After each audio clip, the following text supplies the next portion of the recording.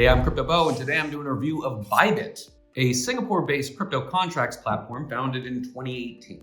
If you've seen my FIMEX review, then you know that I'm no fan of margin or leverage trading. I personally think that the best strategy is just a dollar cost average buy and hold, and I think that that's borne out in the data. But regardless, let's get into the reasons why you would use it.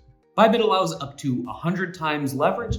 First, there is no KYC with ByBit. So they do allow you to trade anonymously. That, however, does mean that they're not available in places like the United States or Canada. Second of all, they allow up to 100 times leverage, which is much larger than comparable US exchanges like Kraken, which only offers up to about 5% leverage. They seem like a pretty reputable exchange with maybe some slight drawbacks, which we'll get into later. But basically, if you are someone with a lot of trading experience who's unfamiliar with ByBit, you don't live in the United States, and you want to trade anonymously, then click the link in the description, sign up for ByBit. But before you do that, let me convince you not to margin trade. First, let me direct you to this study that was done by Carnegie Mellon University that was analyzing BitMEX, one of the first cryptocurrency margin platforms. They conclude that smaller traders disproportionately account for liquidations, and chatbox evidence suggests that many users are obsessively trading 24/7.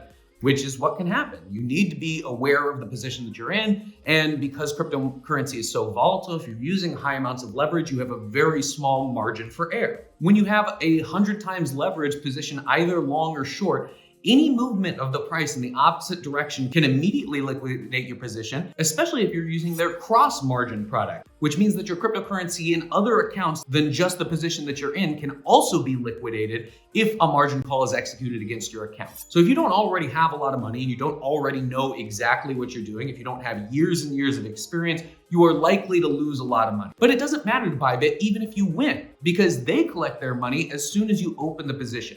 You're charged a fee. Not only that, but the longer your position is open, there's an interest rate on the money that you are lent in that margin trade. So they have every incentive to get people on, to get them trading, and it doesn't matter to them whether or not they win or lose because the house always wins.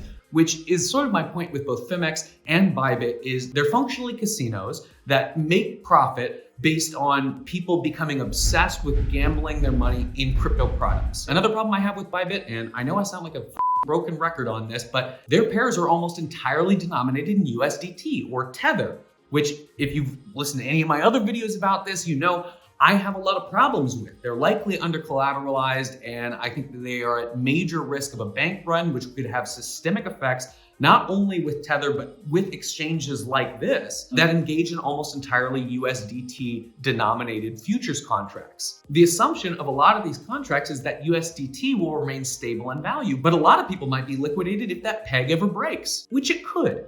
And then my last criticism of ByBit has to do with their affiliate program. It's basically the same criticism I made of FIMEX.